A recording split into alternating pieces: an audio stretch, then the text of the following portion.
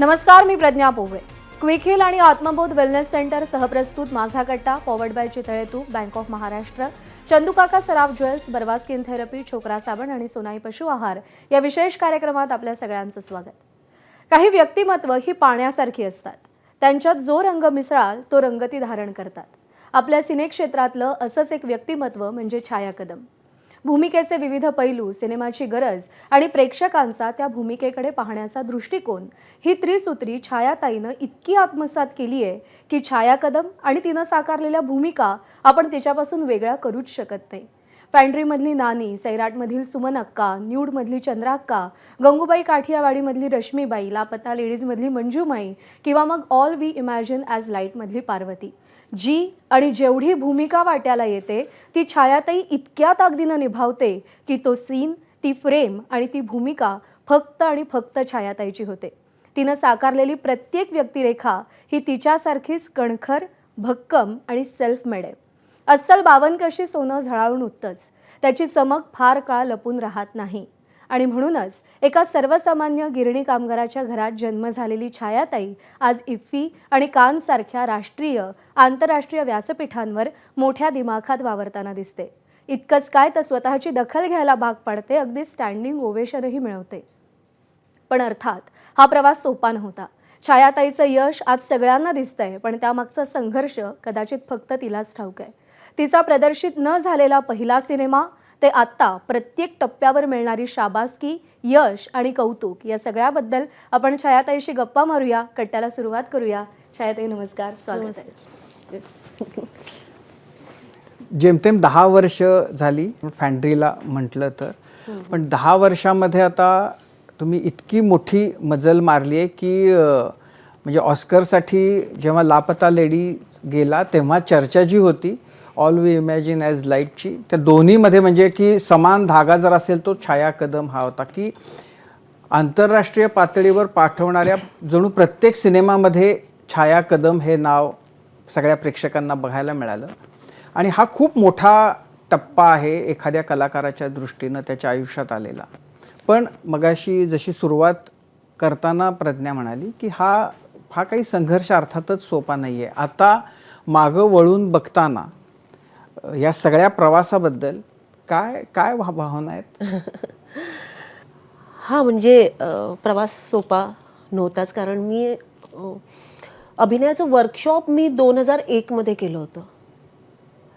2001 मध्ये मी प्रोफेसर वामन केंद्रेंकडे अभिनयाचं वर्कशॉप केलं आणि त्याच्यानंतर पहिलं काम 2006 मध्ये. पण मग मधल्या काळामध्ये काय होतं? 2001 ते 2006 या काळात काय केलं? चाचपडत होते फक्त, म्हणजे काय करायचंय, नक्की कुणाला भेटायचंय. काही ऑफिसेसमध्ये जाऊन तेव्हा असं सांगितलं जायचं ना की अरे फोटो लागतात. मग अरे फोटो कसं, तर माझ्यासारख्या मुलीला असं वाटायचं की कुठेतरी स्टुडिओमध्ये जाऊन फोटो काढायचं, तर नाही, त्याच्यासाठी थोडे वेगळे फोटो काढले पाहिजेत.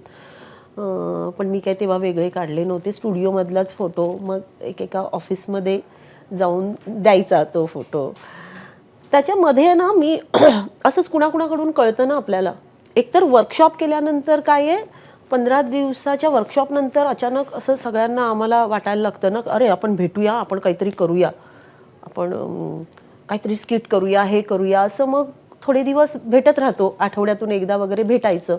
मग त्याच्यातून गोष्टी कळत होत्या की कुणाला जाऊन भेटायचंय किंवा आपण ग्रुपने मिळून काहीतरी करता येईल का, असं काही काही चाललं होतं. मध्येच मला माझ्या एका मैत्रिणीकडून कळलं की दूरदर्शनमध्ये एक शॉर्ट फिल्म चं कास्टिंग चालू आहे. तर मग मी म्हटलं की ओके, आपण तिथे जाऊया. मग मी तिथे गेले. शरण बिराजदार म्हणून होते डायरेक्टर. हां, तर मग मी त्यांना भेटायला गेले आणि मग त्यांना सांगितलं मी असं असं वर्कशॉप केलं आहे वगैरे. पण मग त्यांनी मला सांगितलं पण कास्टिंग सगळं झालं आहे, आम्हाला एक असिस्टंट हवी आहे, तर तू असिस्टंट म्हणून काम करशील का. तर मला असं तेव्हा थोडंसं वाईट वाटलं होतं की यार आपण म्हणजे अभिनयासाठी आलो होतो आणि असिस्टंट म्हणून विचारतायत. पण नंतर मग तेव्हा जी काही जवळची माणसं होती,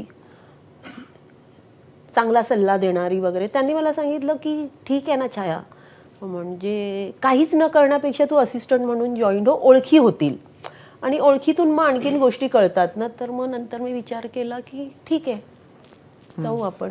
मग मी असिस्टंट म्हणून जॉईन काय झाले होतं ते होते. काम? फाट्याचं पाणी नावाची एक त्यांची शॉर्ट फिल्म होती आणि त्याचं बारामतीला शूट होतं. तर मग मी गेले इकडे, मग ते सगळं असिस्टंटगिरी माझी चालू होती. पण त्याच वेळेला ऐन वेळेला जी भूमिका मिळाली ती त्या फाट्याच्या पाणीमध्येच होती का वेगळा कुठला होता त्याच्यातच होतं. म्हणजे मी गेले आणि बारामतीला शूट सुरू झालं. अरुण दादा होता तिथे, अरुण नलावडे, नंदू माधव असे कलाकार होते आणि ना शूट चालू झालं. मी आपलं असिस्टंट, म्हणजे मला असंही आयत्याळी असिस्टंट म्हणून ठेवलं होतं. तर ती त्यांना इतरच कामं जास्त होती की याचे कपडे घेऊन ये, याला बोलवून आण वगैरे, हेच होतं. पण मी एन्जॉय करत होते सगळं ते. माझ्याबरोबर तेव्हा एक संदेश राणे नावाचा असिस्टंट होता. तर आम्ही दोघंही कोकणातले ना, त्यामुळे एक मला असं होतं की बाबा हा आहे बरोबर. हां. आणि काय झालं, ज्या रोलसाठी मी गेले होते ना भेटायला, त्याचं उद्या शूट असणार होतं. आणि अचानक आदल्या दिवशी संध्याकाळी कळलं की ती ॲक्ट्रेस येत नाही आहे. आणि मग ते होतं ना की अशा वेळी अचानक सगळ्या असिस्टंट, म्हणजे मी काल पण एका सेटवर बोलत होते की कुठेच काही नाही सापडलं की असिस्टंट असतो कोणत्याही गोष्टीला. अचानक ज्युनियर आर्टिस्ट म्हणून उभं करायचं आहे तरीही, किंवा कोणत्याही कामाला. तसं त्यांचं असं झालं, तर आयत्यावेळी कोण ॲक्ट्रेस शोधणार ना. म्हणजे छाया तू करशील का? तर मी म्हटलं हो. आणि मी पहिल्यांदा कॅमेरा तेव्हा फेस केला. आणि खरं सांगते, खरं तर तेव्हा मी कॅमेराकडे बघितलंही नाही. मी आत्ता काही दिवसांपूर्वी ते फोटो अचानकच असे सापडले, घरी साफसफाई करत होते तेव्हा मी बघितलं की अरे तेव्हा मी पहिल्यांदा म्हणजे. पण म्हणजे घरामध्ये वातावरण तर काही ऍक्टिंग व्यक्तींचा काही संबंधच नव्हता. शाळा कुठली होती, राहायला कुठं? मी मुंबईत कलिना. हो. आणि मग शाळा कॉलेज कुठं होतं? मुलींचे समर्थ विद्यालय ते कुठं आहे? कलिनामध्येच आहे. हां. तर त्या शाळेत होते मी. आणि मग नंतर कॉलेज? कॉलेज साठे कॉलेज, म्हणजे आमच्या वेळी ते पार्ला कॉलेज होतं. पण मी शाळेत असताना मी कबड्डी खेळायचे. आणि आमच्या महिना अखेरीस स्पर्धा व्हायच्या, त्या सगळ्याच्यात भाग घ्यायचे. पण मी कबड्डी, आणि कॉलेजमध्ये असतानाही कबड्डी, काही संबंध नाही. ऍक्टिंगचा संबंध नव्हता. पण मग ते म्हणजे कबड्डी खेळता खेळता इकडच्या बाजूला कसं येणं झालं? म्हणजे काय असं वाटलं की आपण मुळामध्ये वामन केंद्रेंचा तो कोर्स करावा, ऍक्टिंग करावी? काय कारण घडलं? खरं तर आधी काहीच संबंध नव्हता आणि आपण कधीतरी इंडस्ट्रीत काम करू वगैरे असं कधीच वाटलं नव्हतं. म्हणजे आपण टी व्ही बघताना असं व्हायचं ना की हे सगळं वेगळ्या फॅमिलीत जन्माला यावं लागतं असं वाटायचं तेव्हा.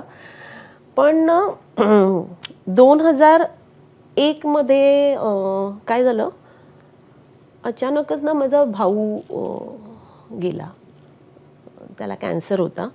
तर एकाच वर्षी माझा भाऊ आणि माझे बाबा हे दोघंही मला सोडून गेले. आणि माझे खूप जवळचे होते ते. आणि तेव्हा ना असं झालं की ते गेल्यावर मला काहीच सुचेना.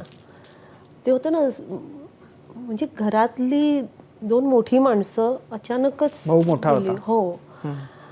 आणि म्हणजे मला असं सगळीकडून सगळी दारं बंद होतात ना, तसं झालं होतं की मी घरातून बाहेरच नाही पडायचे. आणि मग खूप दिवस तसं होत असताना मला असं झालं की यार यातून बाहेर पडलं पाहिजे आपल्याला. हे थोडंसं ना, मी आता विचार करते ना, तर आपण दुसऱ्या कुणाचं तरी ऐकतो ना आपण की अरे माझ्याबरोबर असं झालं तसं झालं, आणि आपण बोलतो ना यार काय फिल्मी आहे, काहीही बोलते. पण हे अगदी असंच झालं की मला काही सुचत नव्हतं. आणि नंतर काही दिवसांनी झालं की यार यातून बाहेर पडायला पाहिजे, बाहेर पडायला पाहिजे. आणि असं डोक्यात चाललं होतं की कोणत्या कारणाने आपण घरातून बाहेर पडू शकतो. आणि मी खरंच एक दिवशी असंच पेपर वाचत होते आणि पेपरमध्ये ॲड आली होती सरांची की प्रोफेसर वामन केंद्रेंचं वर्कशॉप आहे अभिनयाचं. तर मग मला असं झालं की आपण हे वर्कशॉपच्या निमित्ताने घरातून बाहेर पडू. ते 15 दिवसाचं होतं. म्हटलं नवीन माणसं भेटतील ज्यांना काही माहीतच नाही माझ्या आयुष्यात काय घडलं आहे काय नाही वगैरे. आणि बस एवढंच डोक्यात ठेवून मी गेले होते. आणि मग तिथे मी रमले. मला ते आवडायला लागलं खूप. म्हणजे पहिला दिवस काही एक्सरसाइज हे ते. मग अशी खूप वेगवेगळ्या वयातली वेगवेगळ्या विचारांची माणसं भेटायला लागली. आणि मग लोकांचं ऐकून आपल्याला ना असं वाटतं की आपण उगाच आपलं रडगाणं घेऊन बसलोय, की बाकीच्यांचं ऐकल्यावर आपल्याला आपलं खूप कमी वाटतं. आणि मग ते मला आवडायला लागलं आणि तिथूनच सुरुवात झाली अशी. पण म्हणजे त्यावेळेला वय काय होतं? कारण म्हणजे भाऊ आणि वडील हे दोघंही गेल्यानंतर कुटुंबाची म्हणजे उदरनिर्वाहाचं काय साधन होतं? का ती जबाबदारी पण आली होती अंगावर? नाही, तसं ना माझे बाबा गिरणी कामगार होते, पण माझ्या बाबांनी खूप व्यवस्थित करून ठेवलं होतं गोष्टी, की आमची 2-2 घरं होती, काही दुकानं होती. त्यामुळे असं नाही झालं की सगळे सांगतात ना गिरणी कामगार मग हाल आणि हे ते नाही. आम्ही ऐश केली होती बऱ्यापैकी हो म्हणजे हो सुस्थित. हो होय होय अगदीच. पण तरी ना आमच्या घरी सुरुवातीपासून असं होतं की नोकरीला वगैरे जायची गरज नाही, तुम्हाला सगळं मिळतंय ना घरात, तर तुम्हाला काय म्हणजे ह्या टाईपचं थोडं होतं. त्यामुळे ना मी घरातून बाहेरच पडले नव्हते. पण शिक्षण पूर्ण झालं? मी 12वी नंतर टेक्सटाईल डिझायनिंग केलं होतं. ते पूर्ण झालं? हो हो हो म्हणजे काय डिप्लोमा का डिग्री होती? हो डिप्लोमा. बरं. पण ते असं ते पण कुठे केलं. सासमेराला? होय. हां. नाही रचनाला केलं मी, सॉरी. हां. पण तेही ना म्हणजे तुम्ही हसालच, तेही मी असं केलं होतं ना. माझ्या मैत्रिणीने ॲडमिशन घेतलं, माझी एकदम जवळची मैत्रीण. तर तिने ॲडमिशन घेतलं कारण तिचं अफेअर होतं आणि तिला काहीही करून घरातून बाहेर पडायचं होतं. बाहेर पडलं तर भेटू शकतो त्याला. तर तिने ॲडमिशन घेतलं, मग मी म्हटलं चल मी पण घेते. असं करून मी ॲडमिशन घेतलं होतं. पण मला नंतर मला ते पण अगदी मनापासून केलं मी. पण मग नंतर त्याच्यात नोकरी करावी अशी वगैरे नाही वाटलं? नाही वाटलं. पण म्हणजे आयुष्यात नोकरी कधीच नाही केली? नाही. अच्छा. एका मित्राच्या ऑफिसमध्ये केली खरं तर. ते पण मी कबड्डी खेळायचे तेव्हा असं त्याने नवीन ऑफिस चालू केलं होतं. तो कॅमेरा भाड्याने द्यायचा, आपल्या फिल्मचे कॅमेरे वगैरे. आणि तो असंच तिथे आमच्या ग्राउंडवर यायचा. त्याचा एक मित्र होता. मग त्याला असं झालं नवीन ऑफिस आहे तर एक फोन अटेंड करण्यासाठी कोणतरी मुलगी पाहिजे. तर होतं ना चल ना की बैठ ना ऑफिस में असं. तर म्हणून मी त्या ऑफिसमध्ये जाऊन बसायचे. आणि मी पण ही 2001च्या नंतरची गोष्ट आहे? 2001च्या आधीची गोष्ट आहे. मी त्याच्या ऑफिसमध्ये. पण मग 1 ते 6 मी खूप लोकांसाठी कॅमेरा बुक केलेत. म्हणजे मला त्या दिवशी आपले राजेश मापुसकर, तेव्हा ना त्याच्या ऑफिसमध्ये त्यांचा फोन यायचा. तर आता मला त्या दिवशी रोहनने आता 4 दिवसापूर्वी सांगितलं की त्यांनी कुठल्या तरी पॉडकास्टमध्ये सांगितलंय हे की अरे छाया मला कॅमेरासाठी फोन करायची. ते फिल्टर वगैरे असतात ना ते मी बुक करायचे. पण आणि तेव्हा असं ना ती हिंदी भाषिक डिरेक्टर प्रोड्युसरच्या नावांमध्ये एक मापुसकर नाव ऐकल्यावर मला असं वाटायचं अरे आपला मराठी माणूस आहे. तर पण मग 1 ते 6 हा मोठा काळ म्हणजे. पण मग काय केलं त्याच्यामध्ये? स्ट्रगल काहीच नाही. आणि मी मध्ये मग 2 वर्ष ना मी ते वर्कशॉप असिस्ट करायला जायचे. म्हणजे असं सरांबरोबर किंवा मॅडम बरोबर मग काहीतरी एक्सरसाइज घ्या. आपल्याला वाटत असतं ना इथून काहीतरी होईल तिथून काहीतरी होईल, असं बऱ्याच गोष्टी केल्या. पण मग नागराज कसा भेटला आणि फॅन्ड्री कशी झाली? नागराज मी त्यावेळी ना एक नाटक करत होते अंगाई नावाचं. प्रताप फडने डिरेक्ट केलं होतं. आणि कधी नाही ते ना तेव्हा काहीतरी त्याच महिन्याभरात त्याचे प्रयोग होते. आणि मला अचानकच नागराज मंजुळेचा फोन आला की हॅलो छाया, मी नागराज मंजुळे बोलतोय आणि मी एक फिल्म करतोय, तर मला भेटायचंय. तर मला असं झालं की भेटूया. माहिती होतं का नागराज मंजुळे नाव ऐकलं होतं? हो ऐकलं होतं? हो. कशामुळं? पिस्तुल्या हां. त्याच्यामुळे. तर मी म्हटलं भेटूया. मग त्याचं असं झालं की आजच भेटायचंय. तर म्हटलं आज तर शक्य नाही कारण माझा प्रयोग होता गडकरीला. मला वाटतं 7:30चा काहीतरी प्रयोग होता. तर मग परत मग त्याने ठेवला आणि थोड्या वेळाने फोन केला, नाही पण तू फ्री कधी होशील? म्हटलं उशिरा होणार मी. तो बोलला की ठीक आहे, आम्ही उशिरा का होईना आम्ही आजच भेटायला येतो. मला पण असं झालं, यार म्हणजे मला अचानकच आणि तो प्रयोग संपला ना, त्याच्यानंतर मला वाटतं 9:30 पावणे 10ला नागराज ठाण्याला मला भेटायला आला. आणि फॅन्ड्रीची वन लाईन आहे ना, आम्ही गडकरीच्या बाहेर तिथे रस्त्यावर काय सांगितली होती त्यानं फॅन्ड्रीची वन लाईनर्स?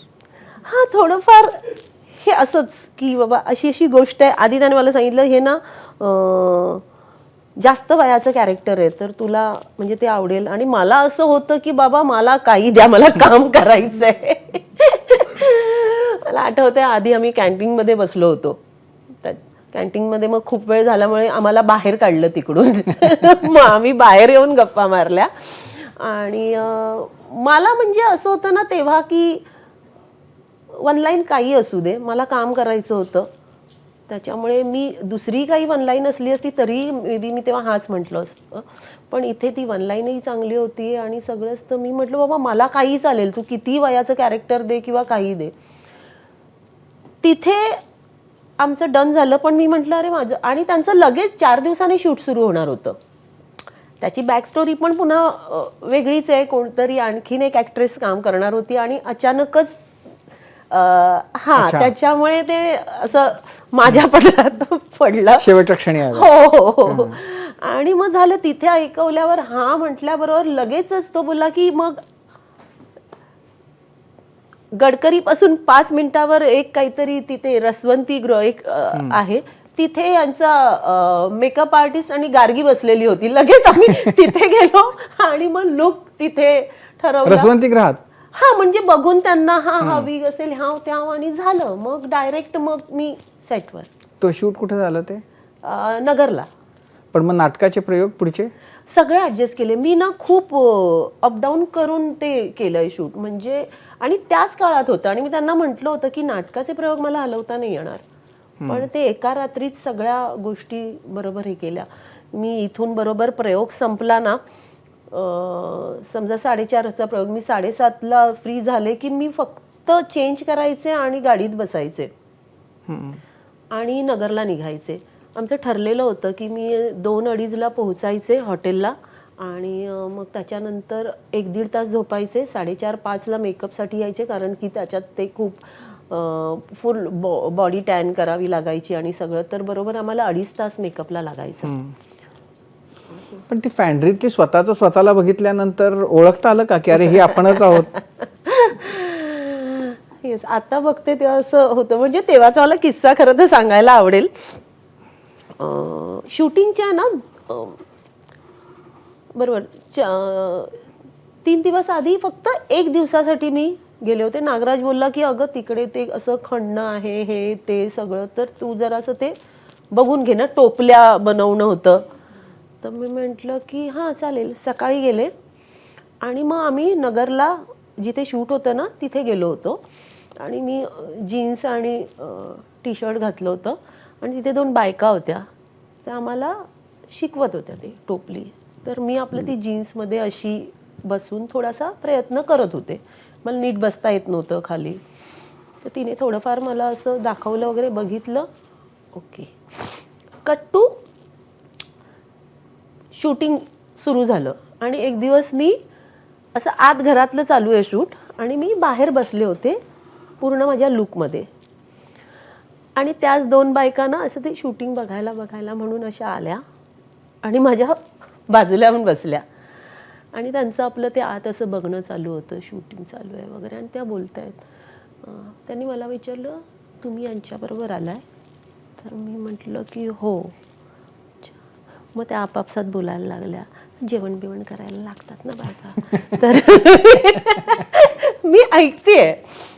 तर आणि मग थोड्या वेळाने त्या माझ्याबरोबर बोलायला लागल्या. त्या मला सांगायला लागल्या की नाही हां, थोड्या वेळाने काय झालं ना, माझ्या हातात फोन बघितल्यावर त्यांना थोडं लक्षात आलं की यार नाही, म्हणजे ही जेवण करणारी बाई नाही आहे, ही यात काम करते. मग त्या थोड्या वेळ गप्पा झाल्यानंतर त्या मला सांगायला लागल्या की म्हटलं एक मुलगी आली होती काही दिवसांपूर्वी. म्हटलं तिला ते आम्ही टोपली बिपलीचं शिकवलं पण तिला काही जमलं. हां म्हणजे तेव्हा म्हणजे आम्हाला तेव्हाच वाटलं. तर ते बोलायला लागले तिला काढलं वाटतं असं. तर मला ती एवढी गंमत वाटली तेव्हा. पण मग फॅन्ड्री आणि मग नंतर मोठा टप्पा तो सैराटचा. ह्या सगळ्यांनी कसं आयुष्य बदललं? खरं ना मला नेहमी वाटतं आयुष्य बदललंच. म्हणजे आयुष्य मी ह्यासाठी बदललं सांगेन, मला नागराज सारखा मित्र भेटला ज्याने ना खूप असे ना विचाराने प्रगल्भ झाले मी. नाही तर आधी मी ना अशी टिपिकल अशी कोकणातली सगळ्या गोष्टी हे चुकीचं आहे, हे वाईट आहे, आणि मला हे कळतच नव्हतं की आपण नकळत कुणावर अन्याय करतोय किंवा चुकीचं वागतोय. मी हे बऱ्याच इंटरव्ह्यूमध्ये खरं तर सांगितलं, पण आज इथे पहिल्यांदा आले तर मला सांगावं लागेल. मला ना आता मी कोकणातली, आता आमच्या गावी अजूनही आहे ना, म्हणजे आता आमच्याकडे मारवड गावाच्या बाहेर असतो खूप, तर अजूनही आमच्या इथे ना घरात घेतलं नाही जात. तर मला आधी ना त्याचं काहीच वाटायचं नाही. असं वाटायचं की हां म्हणजे हे असंच आहे, काही चुकीचं नाही आहे. म्हणजे मलाही नाही वाटायचं, त्यांनाही नाही वाटायचं. पण मी खरं सांगते, फॅन्ड्री आणि नागराज बरोबर ओळख झाल्यापासून ना मला ह्या सगळ्या गोष्टी अशा खूप त्रास द्यायला लागल्या की यार आपण हे किती चुकीचं आहे. म्हणजे माणूस म्हणून मी खूप प्रकल्प झाले. म्हणजे त्याच्यानंतर आत्ताची जी स्टेज आहे की म्हणजे एकीकडं लापता लेडीज आहे, दुसरीकडं ऑल वी इमॅजिन सारखा सिनेमा आहे. आता या स्टेजवर काय भावना आहेत? चला मला जिथं यायचं होतं तिथं मी आले अशी आहे का आणखीन पुढं काही दिसतंय? खरं सांगू का, मला आता ते आता 1 वर्ष होईल आता कांसला. मला ना असं वाटतं ते झालंय माझं आता काम करून. आता मला पुढचा मार्ग शोधायचा आहे. अजून खूप गोष्टी करायच्या आहेत. काय करायचं? वेगवेगळे सिनेमे आणि खूप अशा वेगवेगळ्या भूमिका. असं माहित नाही, पण आता मी त्यात आता नाही, ते माझं एन्जॉय करून झालंय. आता असं वाटतं आणखीन आता पण म्हणजे असं की आता असं की थोडा आत्मा थोडा तृप्त झाल्यासारखा आहे का अजूनही ती भूक आहे काहीतरी करण्याची? समाधान किती आहे आणि अजूनही ते जे असमाधान असतं कुठल्याही कलाकाराच्या बाबतीत असू शकतं, येस, तर ते किती आहे? भूक तर आहे. म्हणजे असं झालं ना, आता हे करून झालं, आता पुढचं वेगळं करायचंय. असं जसं आता मी 2 सिनेमे केले ना, असं वाटतं की अजूनपर्यंत केलं नाही आणि ना विचार करायला भाग पडेल असं कॅरेक्टर करायला मिळावं. पण मी आता कामात असले ना की मी अशी खूप मस्त असते, नाहीतर ना 1760 गोष्टी पाठी लागतात. म्हणजे मग अरे आपले गुडघेच दुखतायत, आपलं हेच ते होतंय. कामं तशी करून करून सगळ्या म्हाताऱ्या बायकांची कामं करून करून आता ते सगळं व्हायला लागलंय. मी कामात असले ना की मी एवढी फ्रेश असते, मला काही माझं हे दुखतंय ते दुखतंय काही होत नाही, मी मस्त पण रमते. ते सुरू झालं हे दुखतंय ते दुखतंय या वयात. माझ्या गुडघ्याची 2-2 ऑपरेशन झाली आहेत, माझ्या गुडघ्यात स्क्रू आहेत. पण मी खरं सांगते, जेव्हा ऍक्शन बोलतात ना तर माझं शरीर मला अजिबात काही त्रास देत नाही. का गुडघ्यात का स्क्रू घालायला लागले? कबड्डी. ओ. पण मग कबड्डीला म्हणजे सोडून देताना काय, म्हणजे काय विचारानं सोडली तिला? नाही काय झालं ना, एकतर कॉलेजमध्ये असताना पायाला मार लागला. म्हणजे ती माझीच चूक आहे. मला नंतर असं मार कधी पण आपल्या चुकीमुळेच लागतो. मी कॉर्नर लावायचे कबड्डीला आणि मी नेहमी आहे ना पकड करताना खाली पडून पकडायचे. हे आता नंतर कळलं, तेव्हा नाही. तेव्हा काही नाही, मी अशीच खेळते असं होतं तेव्हा. आणि मार लागला, पण आता मार लागला, डॉक्टरकडे गेलो तर डॉक्टर सांगणार आराम करा, म्हणून ना मी टाळत होते आणि मी खेळत राहिले. तर त्याच्यामुळे ते आज सगळं दुखणं वाढत गेलं. आणि जेव्हा मी डॉक्टरकडे गेले तेव्हा गेले की मला नंतर एका मॅचसाठी जायचं होतं, मग तिथे प्रॉब्लेम नको व्हायला म्हणून मी डॉक्टरकडे गेले आणि डॉक्टरनी सांगितलं की ऑपरेशन करावं लागेल. अरे बापरे. मग ते ऑपरेशन केलं. तेव्हाचे स्क्रू आहेत पायात, 18 टाके आहेत गुडघ्यावर. पण त्यानंतरही मी खेळले. म्हणजे मला जसं आता अभिनयाचं होतंय ना की यार असं ऍक्शन म्हटलं की असं भारी वाटतं, एकदम असा उत्साह वाढतो. कुठला प्रोजेक्टसाठी फोन जरी आला ना तरी लगेच असं होतं, सगळं टेन्शन दूर पळून जातं. तसं कबड्डीचं व्हायचं. पण जर तेव्हा प्रो कबड्डी असतं तर सिनेमाचा विचार केला असता? माहित नाही आता ह्या जरदरच्या गोष्टी आहेत खरं तर. पण प्रो कबड्डी मी आता कधी बघते ना, पण जे लाल मातीत खेळायला मजा यायची ना ती मला नाही असं बघताना मजा येते. पुन्हा घेऊन फॅन्ड्रीतली नानी कशी पळाली मग क्लायमॅक्स मध्ये? मी म्हटलं ना मला कामाच्या वेळी अजिबातच नाही अगं ह्या गोष्टी लक्षात येत. म्हणजे हा फॅन्ड्रीत तर, आणि बरं तुम्हाला स्क्रीन जेवढं दिसलंय ना त्याच्यापेक्षा कायच्या काय पळवलंय आम्हाला नागराजने. म्हणजे एका सीन मध्ये म्हणजे आम्ही डुकरा बरोबर, कधी वाटलं नव्हतं की डुकरा बरोबर अभिनय करायचंय. आणि म्हणजे एका सीन मध्ये आम्ही काय सांगू त्या डुकराला असं पकडून वगैरे आहोत, कदम मी वगैरे. बरं आम्हाला सांगितलं तर डुक्कर चावत नाही म्हणून चावलं ग डुक्कर. ते कुणाला चावलं? आमच्या माझी जी मोठी मुलगी दाखवली होती ना तिला ते डुक्कर चावलं होतं. अरे बापरे. तर हा पण तेच आहे ग, नाही लक्षात येत. छायाताई, न्यूड सारखा सिनेमा जो प्रचंड बोल्ड आहे तेवढाच सिम्बॉलिक आहे, आणि काही फ्रेम्स अशा आहेत त्याच्यात की एक स्त्री म्हणून कोरल्या गेल्यात, काही डायलॉग तुझे असे आहेत. तू स्वतःला कसं पाहिलंस न्यूडमध्ये? मी म्हटलं ना की मी नेहमी सांगते, मी ना काही सिनेमांच्या बाबतीत आणि भूमिकेच्या बाबतीत खूप नशीबवान आहे की खूप वेळा होतं ना आम्ही जे सिनेमामध्ये पात्र रंगवतो आम्ही पर्सनल लाईफमध्ये तशाच तेवढ्या स्ट्रॉंग वगैरे आहोत असं नसतं. पण ना त्या माझ्या बाबतीत असं झालंय ना, काही भूमिकाच अशा वाटायला आल्या ना की त्याच्यावरचा जेव्हा अभ्यास सुरू केला तर त्या भूमिकेने मला स्ट्रॉंग केलं. तर मला ते न्यूडच्या बाबतीत तसं आहे. म्हणजे मला असं वाटतं की वाव, काय कॅरेक्टर माझ्या वाट्याला आलं. आणि काय सिनेमा. न्यूडचा पण असाच किस्सा आहे. मी सोशल मीडियाला त्याचं पोस्टर बघितलं होतं आणि ते बघितलं ना इफीला, मला वाटतं हां इफीला पोस्टर हे केलं होतं आणि मला असं झालं यार हा काय सिनेमा असं होता. म्हटलं मस्त आहे, नाव छान आहे आणि पोस्टर आणि रवी जाधव. म्हणजे मला असं झालं हा सिनेमा शूट झाला आहे. मी म्हटलं यार मला का नाही विचारत अशा सिनेमांसाठी, असं मला झालं होतं. पण आता कुणाला हे मी माझंच आपलं स्वगत आपलं बोलले आणि झालं. आणि मग काही दिवसांनी मला रवीचा फोन आला. म्हणजे तेव्हा असे रवी जाधव होते, आता मला रवी असा हक्काचा मित्र झालाय. तर त्याचा फोन आला आणि मी रवी जाधव बोलतोय आणि मी एक सिनेमा करतोय आणि त्या सिनेमात म्हणजे तुला काम करायला आवडेल का. तर मी म्हटलं कोणता सिनेमा. तर न्यूड नावाचा सिनेमा आहे. तर मी म्हटलं अरे पण तो झाला आहे ना. तर म्हणे नाही अगं तो शूट व्हायचा आहे. तर मग तिथून असं म्हणजे मला असं वाटलं होतं की अरे ह्या सिनेमात मी असायला पाहिजे होते आणि त्या सिनेमासाठी फोन आला. आणि मग तेव्हापासून जे काही आमचं फर्स्ट, मी म्हटलं ना ह्या इंडस्ट्रीत ना म्हणजे माझ्या बाबतीत तरी आपण ना खूप रिस्पेक्ट करायला शिकतो. नाही तर मला पण आधी असं होतं ना की हिला दुसरं काहीच काम नाही का करता आलं असं मला आधी वाटत होतं की डायरेक्ट फक्त न्यूड मॉडेलिंग का.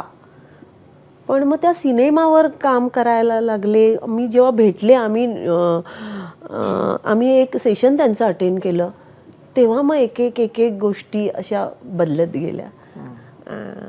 आणि नशिबान समजते मी अशा टीमबरोबर काम केलं. म्हणजे मी माझ्या बाबतीत सांगते की रवीचं आधी असं होतं की तुझं काही म्हणजे त्याच्या आधी जी कामं केली होती तर मला रवीने सांगितलं होतं की तुझं शरीर कुठे काही दाखवलं जाणार नाही आहे, हे नाही, आपण क्रोमा ह्याव त्याव सगळं टेक्निक वापरणार आहे. तर मी म्हटलं ओके.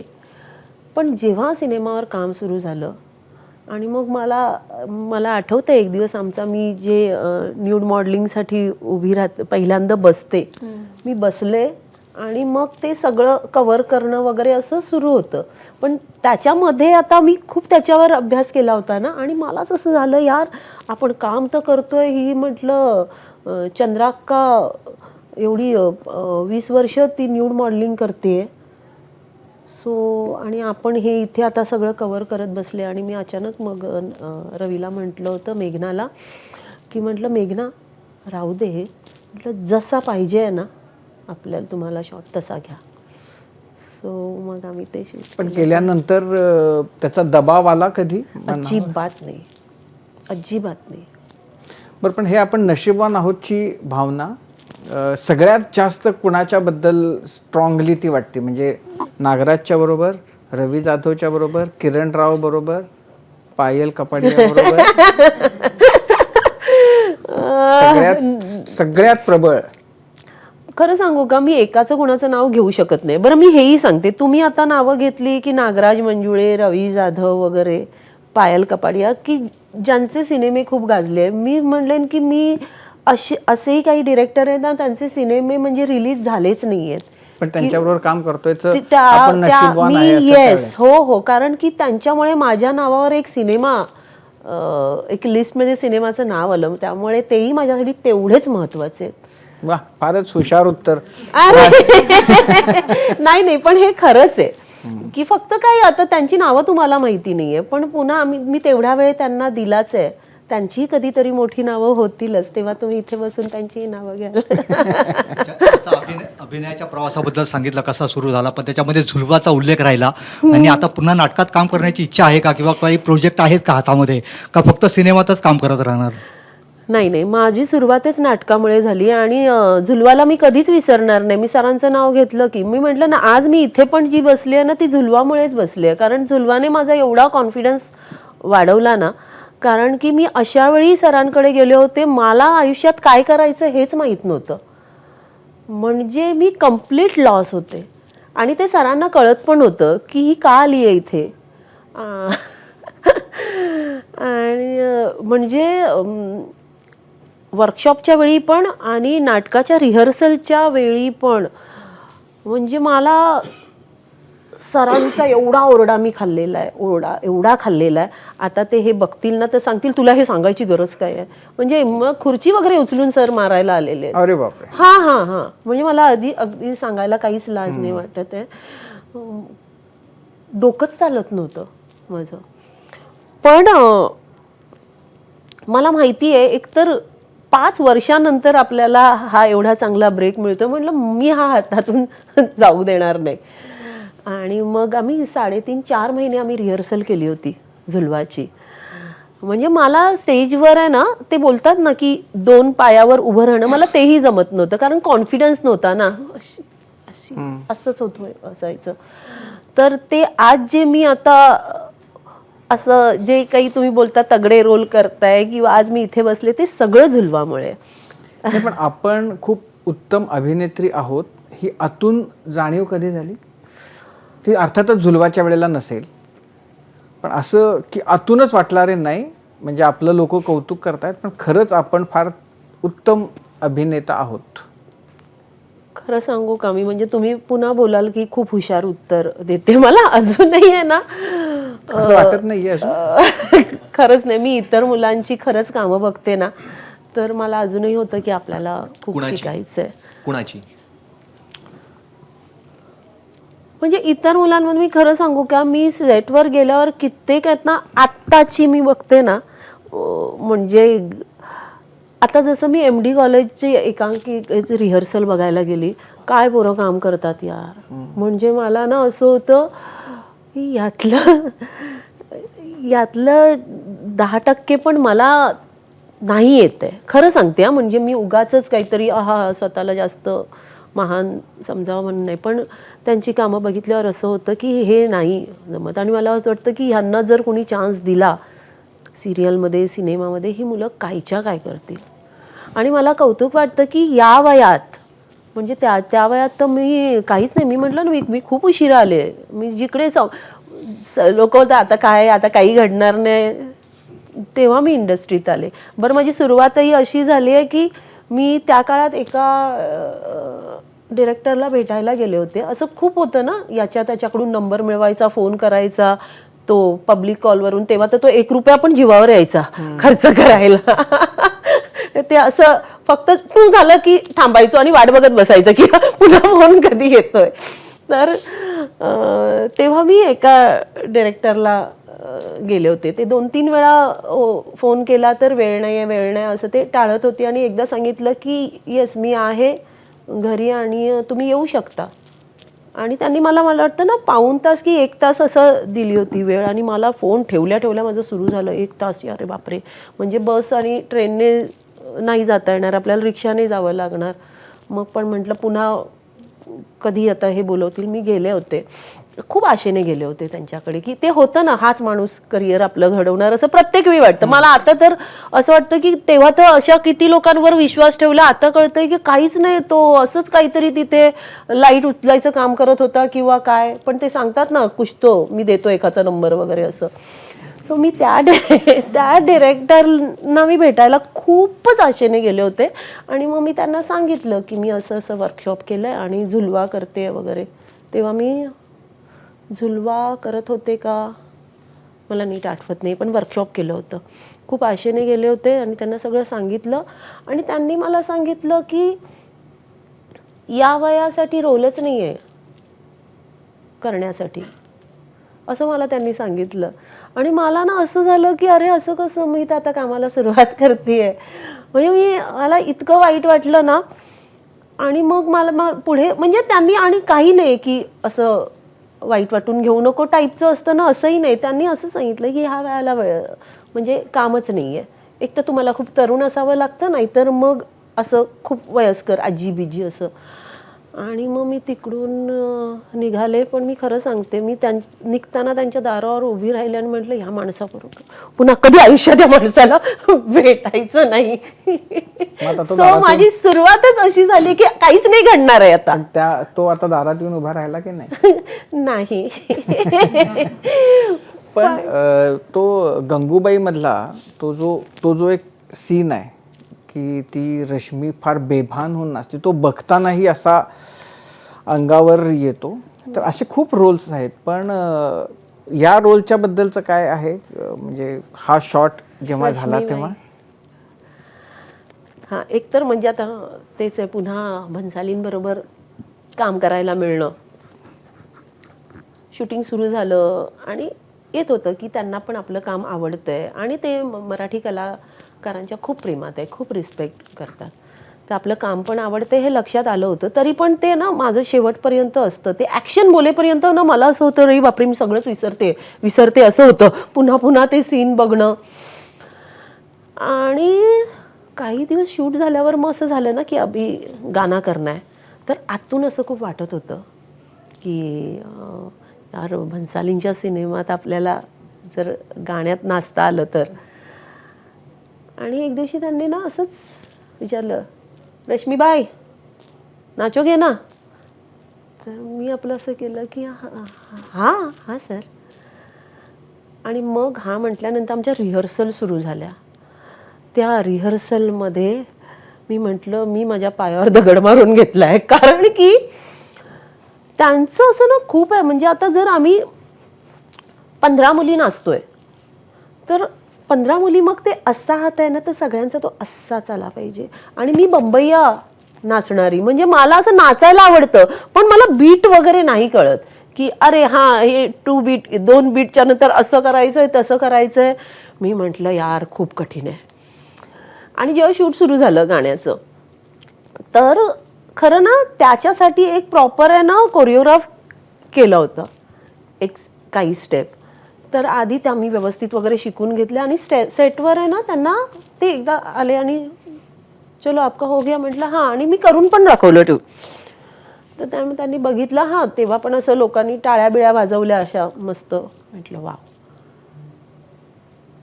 त्याच्यानंतर मग आम्ही असंच बसलो होतो आणि अचानक आले तिथे भन्साली आणि मला बोलले की छायाजी तुम्ही रश्मीबाई आहे ना, तर तुम्ही मला सांगा की रश्मीबाई कशी नाचेल, असं त्यांनी मलाच सांगितलं. म्हटलं की मला थोडासा वेळ द्या.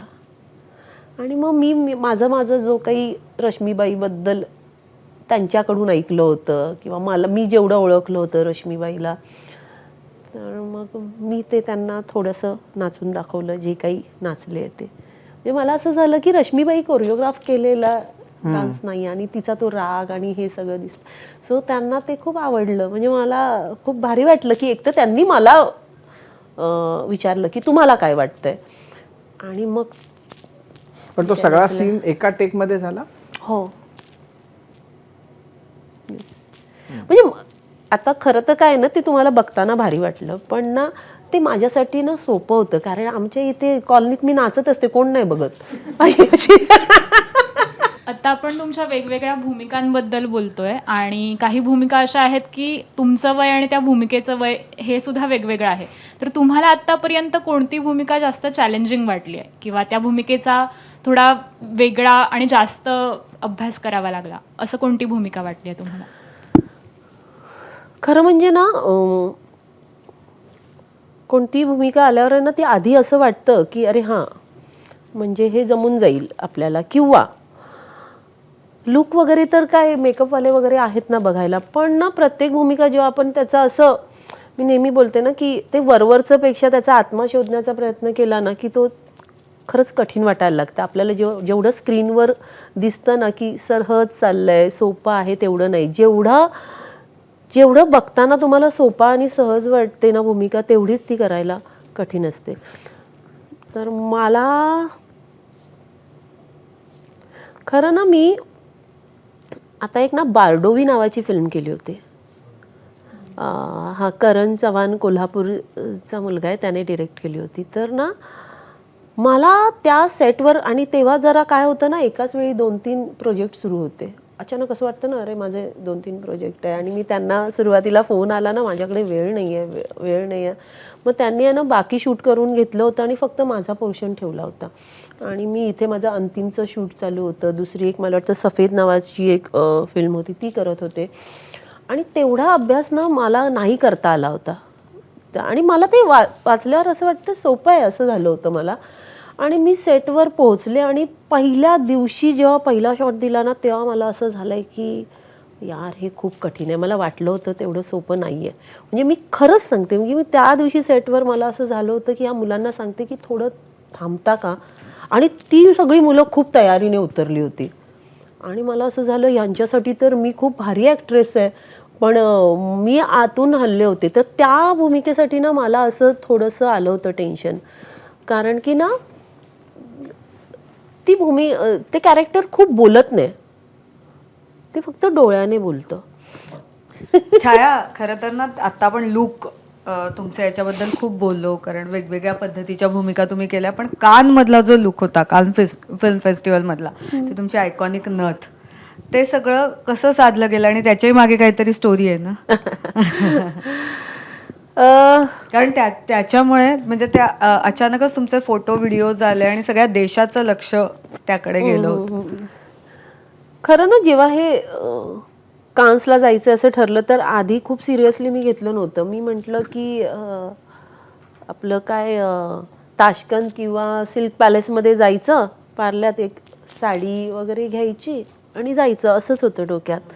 पण मग ते नंतर असं सगळेजण बोलायला लागले, अरे कान्स आहे, असं करावं लागेल, तसं करावं लागेल. आणि मग त्याच्यानंतर मग त्यांचं पण एक येतं ना प्रोटोकॉल की एवढे लुक पाहिजेत आणि हे ते. मग म्हटलं की अरे नाही, आपल्याला वाटतंय तेवढं नाही आहे ते सोपं. मग जरा असं शोधायला लागले की काय करता येईल. आणि माझा तसा काही संबंध नाही असं स्टायलिंग आणि हे ते. मग एकेकांना असं आधी हिंदीतल्यांना वगैरे फोन लावले ना, कॉस्ट्युमवाल्यांना, की तर यार काय त्यांच्या किमती आणि काय. मी म्हटलं बाप रे. मी म्हटलं जायचं की नाही आपण कान्सला. हा, पण जरा मग मित्र परिवार त्यांनी एक एक नावं सुचवली आणि आता म्हटलं आता करायचंय तर मग व्यवस्थितच करूया. पण मग नशिबाने म्हणजे मला आज सगळ्यांसमोर खरंच मला सांगायला आवडेल की तेव्हा एक नेहा चौधरी म्हणून नाव समोर आलं की खूप उत्तम स्टायलिस्ट आहे आणि हे ते. मग मी तिला कॉन्टॅक्ट केला आणि मग मला स्टायलिंगमधलं जास्त काही कळत नसल्यामुळे मी तिच्यावर डोळे बंद करून विश्वास ठेवला आणि जो काही चमत्कार दिसतोय तो तिचा आहे. फक्त त्यात आहे की माझी फक्त इच्छा होती की जे सगळ्यांना आवडलं, मला आईची साडी तिथे नेसायची होती. म्हणजे माझे 4-5 लूक माझे ठरलेले होते. पण मला आईची साडी जी मी आईला नेसवताच आली नव्हती. कारण नंतर माझ्या आईला डिमेन्शिया होता, त्यामुळे ते असं लहान बाळ झालं होतं. त्यामुळे नंतर मग तिला साडी वगैरे नेसवणं होतच नव्हतं. पण मी असं ती एक साडी माझ्या मैत्रिणीने दिली होती आणि ठरवलं होतं की ही माझ्या आईला साडी खूप सुंदर दिसायची. तर मी असं ठरवलं होतं की ही साडी आईला नेसवणार आणि हिचे छान छान फोटो काढणार. पण ती नंतर एवढी कंटाळून गेली होती साडी नेसण्याला, त्यामुळे ती नेसवताच नाही आली. आणि मग आई गेली माझी. आणि दुसरं असं होतं ना की आईला माझ्याकडून जेवढं जमलं मी खूप असं तिच्यासाठी करण्याचा प्रयत्न केला. पण तिला विमानातून मला फिरवायचं होतं, ते राहूनच गेलं. आणि अगदी शेवटच्या कधी गेली आई? आता 2 वर्ष होतील ऑगस्टमध्ये. तर मग आणि बरोबर आहे ना, जायच्या 2 महिने आधी मला असं झालं होतं की आई म्हटलं थोडं तब्येतीला सांभाळ, असं मी तिला हे करत होतं की मेमध्ये आपण म्हणजे माझे भाचे तो 10वीत होता ना, तर तसं झालं की त्याची 10वी झाली की आपण मग विमानाने फिरायला जायचं असं होतं. पण तिने फसवलं मला आणि ती गेली. तर मला ते असं ना खूप असं राहून जायचं की आता मी जग म्हणजे त्याच्या आधी मी रशियाला जाऊन आले होते एका फिल्मसाठी. तर मला असं झालं की यार आपण आता सगळं करू पण त्यात आई नसणार आहे बरोबर. तर ते मला खूप वाईट वाटायचं त्या गोष्टीचं. मग कान्सला जाताना असंच माझ्या डोक्यात आलं की यार ही आईला साडी नेसवायची राहिली तर ही साडी आपण घेऊन जाऊ म्हणून. बाकी काहीच नव्हतं डोक्यात. म्हणजे पण मागं जेव्हा कट्ट्यावर आला होता तुम्ही, तेव्हा जीन्स टी शर्ट अशा ह्याच्यात होता. आता ह्या सगळ्या भूमिका करून करून आता जीन्स आणि ते सोडून दिलं, आता हाच कायमस्वरूपी पोशाख केला? नाही. मी जीन्स टी शर्ट वरच असते माझ्यासाठी. म्हणजे इतर वेळी आता इथे असं झालं की अरे हा आपला कट्टा आहे. हा नथ ना, मग मी आईची साडी तिथे जाऊन नेसायची ठरवलं. आणि माहित नाही पण मी बाहेर पडताना मला असं झालं की आईची लग्नाच्या वेळीची नथ होती, तर मला असं झालं की ही मी घेऊन जाते. खरं ना 2 नथी होत्या, ह्या मी कुठे सांगितलं नाही, आता आज तुमच्या इथे सांगते की 2 नथी होत्या. एक आईच्या लग्नाची नथ आणि एक माझ्या बाबांनी माझ्या लग्नासाठी मला करून ठेवली होती नथ. या 2 नथी होत्या. तर मी म्हटलं की ह्या घेऊन जाऊया म्हणून. आणि मी त्या नेल्या. आणि मग असं बरं, ज्या दिवशी मी साडी ती नेसली होती त्या दिवशी असं काही कान्सवाला इव्हेंट नव्हता. मला जस्ट ती साडी नेसून फिरायचं होतं. मी एक दिवशी ती सकाळी साडी नेसले, नथ घातली आणि मी त्या दिवशी खूप फिरले. मी चालत फिरत होते आणि मला स्वतःला आहे ना फोटो बिटो नीट काढता येत नाही हो, सेल्फी पण नाही काढता येत. तर मी फिरले आणि मला ना फक्त होतं की स्वतःच्या आठवणीसाठी ना मला फोटो काढायचा होता. पण तो फोटो मला काढताच येईना. आणि तिथे ते इंडियन पॅव्हेलियनच्या इथे ना समुद्राच्या बाजूला खूप वारा होता, तर तो फोटो पण काही नीट येत नव्हता. आणि शेवटी ना मी कंटाळले, म्हटलं जाऊ दे आता काय फोटो काही काढता येणार नाही आहे. आणि मी तिथे उभी होते आणि मला वाटतं आपला वल्ली सिनेमाचा डिरेक्टर कदमच आहे, त्याचं सरनेम माहिती आहे तुम्हाला, मनोज कदम की काय असं नाव आहे त्याचं. तो तिथे बसला होता आणि तो अचानक मला बोलला की ताई मला ना तुझा फोटो काढायचा आहे. तर मला असं झालं की अरे मग काढ ना. तर ना मग त्याने उभं राहून ना ते फोटो काढले आहेत. आणि मी म्हणजे कायम त्याची आभारी राहीन, कारण त्याने फोटो काढले नसते ना तर माझ्याकडे फोटो नसले असते, मी ते मग पोस्टही करता आले नसते. आणि हे जे नंतर मग आईचं माझं प्रेम आणि हे सगळंच राहून गेलं असतं. तर ते तसं होतं की मला फक्त माझ्या आईला असं जे विमानातून फिरवायचं राहून गेलं होतं ते मी असं आईला जरा. बरं, आता त्या 2 नथांची 2 नथ होत्या, त्यातल्या एका नथीची कथा कळली, दुसरी जी बाबांनी करून ठेवली आहे ती आहे. अच्छा, त्याची प्रतीक्षा आहे, त्याच्यासाठी प्रतीक्षा आहे. बघू. एक फोटो त्यांनी काढला कदमांनी आणि तिथे फोटो काढायचा होता आणि सेल्फी काढता येत नाही असं म्हणालात. मग एका सेल्फीसाठी तुम्ही थेट रेहमानला निवडलात, रेहमाननी सेल्फी काढला. ती नेमकी काय गोष्ट आहे? म्हणजे काय ना, म्हणजे मला खरंच कधी कधी असं वाटतं ना, मी असं आयुष्यात काय करायचंय काय नाही काही माहिती नव्हतं. मी आले आणि मग इतकी माणसं, म्हणजे मी आज खरं सांगते की माझ्या नातेवाईकांपेक्षा माझ्या ना सिनेमांमुळे आणि ह्या कामामुळे माझा परिवार खूप मोठा झाला आहे. माझ्या घरच्यांना माहीत नसतं मी कुठे आहे, काय करते, मला कसला त्रास होतोय, मला काय आवडतंय. पण माझा हा बाकी जो परिवार आहे ना, त्या सगळ्यांना, म्हणजे मला भूक लागायच्या आधी फोन येतो की अगं नाश्ता केलास का, ताई तुला डॉक्टरकडे जायचं आहे. तर म्हणजे मी ह्या बाबतीत खूप नशीबवान आहे. तर आता AR रहमान काही कधीच वाटलं नाही, कारण ही खूप मोठी माणसं आहेत यार. साक्षात बराक ओबामानं फिल्मचं कौतुक केलं हो जिथं. ना, मला त्या दिवशी तर खूपच भारी वाटलं. म्हणजे असं असं होतं ना कधी कधी, असं असं एकटं घरी असताना वाटतं आपण खूपच कमाल आहोत यार. याच्यामध्येच एक ॲडिशन, याच कान्समध्ये एका अभिनेत्रीचे 2 चित्रपटांचा प्रीमियर होतोय आणि एकमेव अभिनेत्री आहेस तू. तर हा जेव्हा मान तुला मिळाला तेव्हाच्या भावना काय होत्या? I guess जगातली की भारतातली? जगातलीच असेल. जगातली. हो, हां. हा मान तुला मिळाला तेव्हा. हा, भारी वाटलं. हे बरं ह्या सगळ्यामध्ये मिडनाईट फिल्म आहे ती. हां? सिस्टर मिडनाईट, ती दुसरी फिल्म जी होती ना ती. अच्छा, मला वाटलं की लापता पण होती की काय तिकडं. नाही, कान्सला all we imagine as light आणि सिस्टर मिडनाईट असे ती दोन. ती कोणाची तो कोणाचा होता? करण कंदारी म्हणून आहे डिरेक्टर, ते इटलीला असतात. अच्छा त्याच्यात लीड राधिका आपटेने केलंय. अच्छा.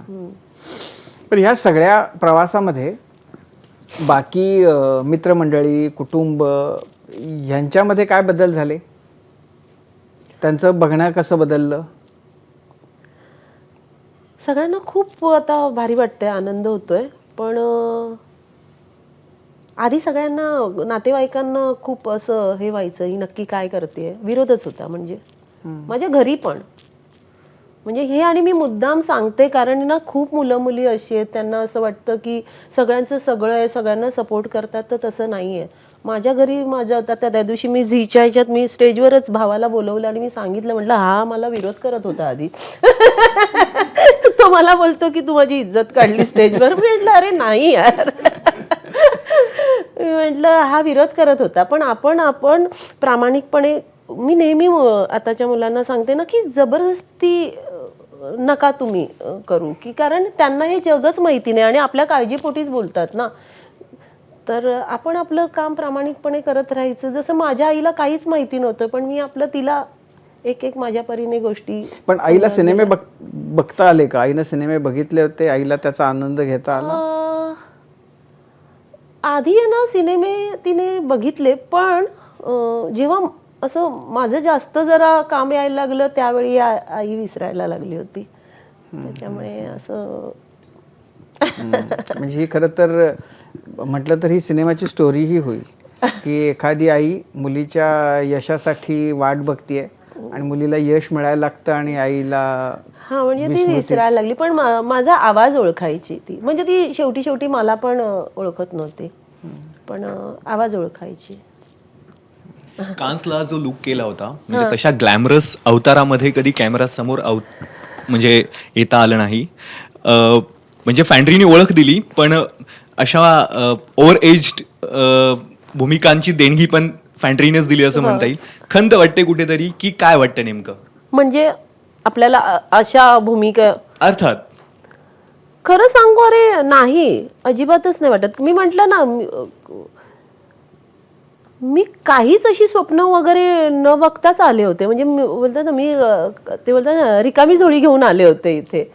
तर उलट मला एक सीन असं करत करत काही कामं मिळत गेली, तर माझ्यासाठी सगळं प्लसच आहे. माझ्यासाठी असं पण असं वाटत नाही आपण आता असं की खूप श्रीमंत इम्पालामधून किंवा मर्सिडीजमधनं फिरणारी अशी एखादी रोल करावी? म्हणजे आता ते डोसेकर चहाकरच्या पलीकडे जाऊन चुलीत पशी बसून थापा त्याच्या पलीकडे हो, किंवा जीन टी एक काळ शर्ट तर मध्ये. असा होता ना, म्हणजे मला विचारायचे ना भूमिका, काय भूमिका आहे, काय नाही, सोपी आहे तुमच्यासाठी.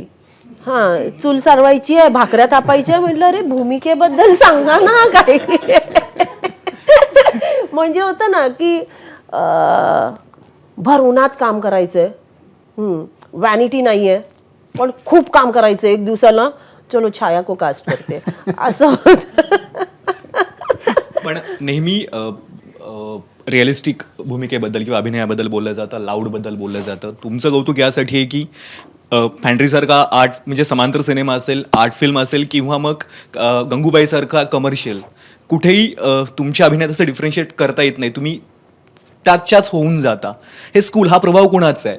केंद्रेंचा आहे की काय वाटतं, का त्यावेळेचे डिरेक्टर्स? एकतर मी सिनेमात यायचं की नाही हे ठरवलंही नव्हतं, किंवा वर्कशॉपच्याही आधी आहे ना जे काही बघायचो टी व्हीवर, मला ना कधीच ना असे सिनेमे नाही आवडले की ते असं एक फाईट मारल्यावर 10 जण पडतायत वगैरे ना, मी नाही त्यात कधी रमले. बघायचे, पण मला त्यावेळी ना गजेंद्र अहिर यांचे सिनेमे आवडायचे. मला असे त्यांचे सिनेमे ना असे खरे खरे वाटायचे, असं वाटतं ही माणसं आपण बघितली आहेत कुठेतरी आजूबाजूला. आणि मला ना तेव्हापासून असं वाटायचं की अरे, म्हणजे जेव्हा मग कामाला सुरुवात केली ना, मला असं वाटायचं की यांच्याबरोबर काम करायला मिळायला पाहिजे. तर मला तेव्हा आधीपासूनच असं खरं खरं काहीतरी आहे ते करायला आवडायचं. मग मी वर्कशॉप केलं, तर वर्कशॉपमध्ये पण सरांकडून तेच शिकवलं गेलं. वर्कशॉप आणि झुलवा नाटक केलं ना, तर माझं एक आधीपासूनच होतं ना की काहीतरी वेगळं असेल ना तर करायला मजा येते. आणि ॲटोमॅटिकली मग तेव्हा शबाना आझमी, स्मिता पाटील वगैरे ना यांच्या भूमिका आवडायच्या. आणि ते असं ठरवून नाही, पण माझी अशी ती त्या बाजूनच कल त्या बाजूला होता, रिअलिस्टिक सिनेमा. अजून लाऊड हवंय असं कोणी म्हणालं का कुठल्या सेट? अजून लाऊड हवंय? खूप सेटवर असं सांगितलं जातं. अरे हां, म्हणजे मला ते कळतच नाही की खूप वेळा असं ओ सुनाई नाही दे रहा जरा. पण आधी नवीन नवीन असताना मी असं थोडंसं होतं ना, अच्छा हा मच्युअर से. आता थोडंसं होतं की मैं ऐसे ही बात करूंगी, तुम्ही काही ते करा.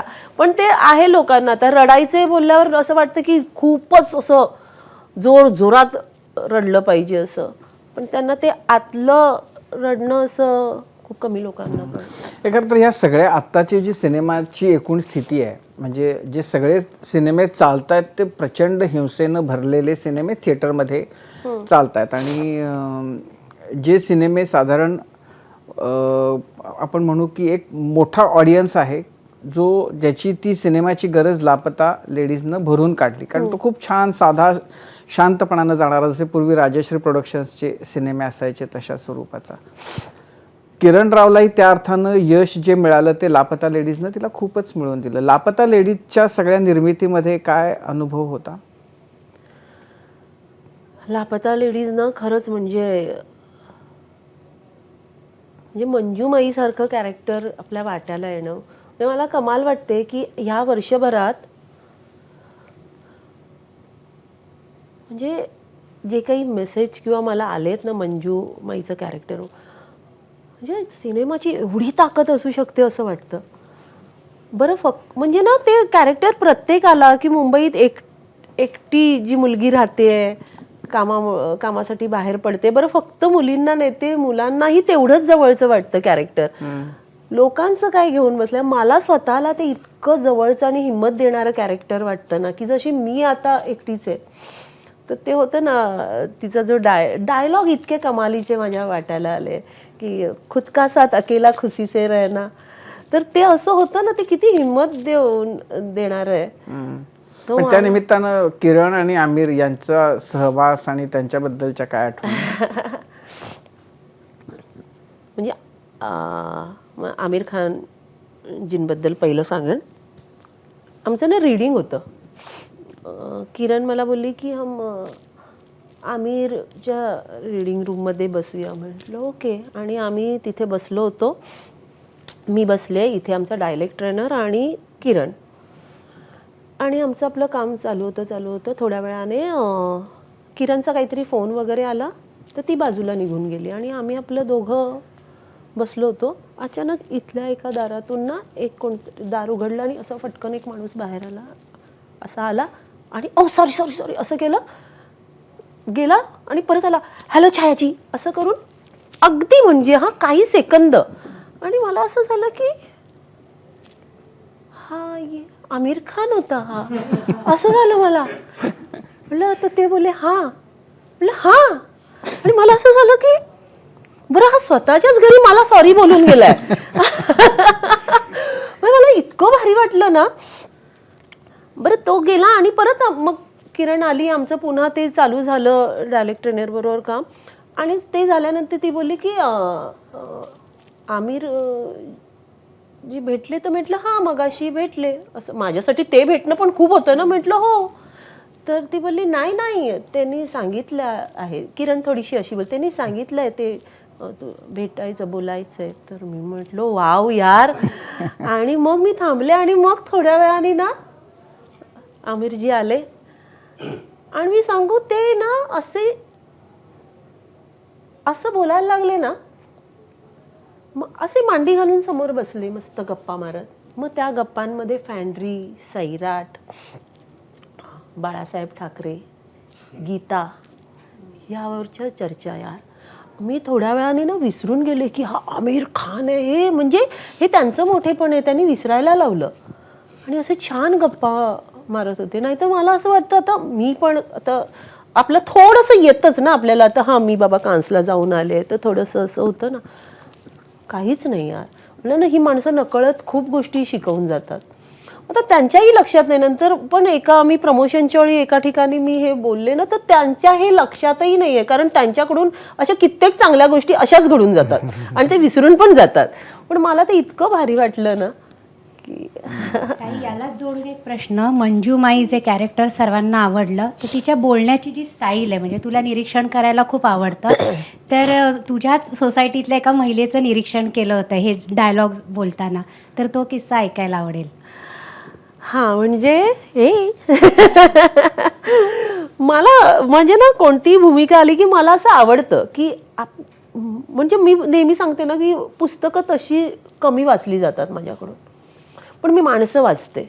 म्हणजे तो माझा स्वार्थ आहे. म्हणजे असाही पर्सनल लाईफमध्ये पण त्याचा खूप उपयोग होतो आणि कामात पण. तर ना मग कुठली भूमिका आली की मी अशी 10 माणसांमधलं असं शोधत असते की अच्छा ह्याच्यातलं बोलणं घेऊया, ह्याच्यातलं चालणं घेऊया. तर हां बरोबर. लापता लेडीच्या वेळी ना आम्ही हाऊसिंग बोर्डमध्ये राहायचो ना, तेव्हा आमच्या माळ्यावर एक भाभी राहायची, UPची होती. तर त्या अशा बोलायचं असं काही बोलल्या ना. हां असं काही बोलल्या म्हणजे तू काही बोलली हो गया खाना असं ना. प्रत्येक ह्याच्यात असं हे यायचंच. किंवा ना ती असं ना लिपस्टिक नाही बोलायची, लिपस्टिक असं कुठला ह्याला. जेव्हा आम्ही ना हे चालू केलं होतं ना तेव्हा मग ह्या ना छोट्या छोट्या गोष्टी मी आपलं सांगत राहायचे की हे घेऊन बघूया का ते. तर ते मी ना ह्याच्यात थोडा प्रयत्न केला होता मंजुमाईमध्ये. ती मध्ये मध्ये होते, जास्त नाही होऊ दिलंय पण ते मध्ये मध्ये आहे त्या पहिल्या सीनमध्ये. तसं न्यूडच्या वेळी पण अगं झालं. तर न्यूडच्या वेळी काय आलं तर आमच्या सोसायटीतली जी साफसफाईला येते ना बाई, मी तिच्यावर गप्पा मारत बसायचे की तो त्यांच्यात एक ना असा पुरुषीपणा असतोच. म्हणजे अनुभवाने आणि सगळं एवढं आहे ना ते अशा असतात ना. तर मी तिच्यावर गप्पा मारत बसायचे. So yes. आणखीन हा झाला दुसरा. पण न्यूडमध्ये म्हणजे काय आपण म्हणू की देहबोलीत म्हणजे असं ते घेतलं, पोस्चर घेतलं त्या. हो. पण आणखीन असं कुठल्या सिनेमामध्ये कोणापासून इन्स्पायर होऊन असं सांगता येईल की कोणापासून इन्स्पायर होऊन काही केलं? सरला 1 कोटीसाठी तू फोटो काढला होता एका.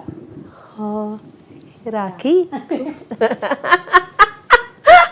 ती मैत्रीण ऐकेल ना तर मला मारेल.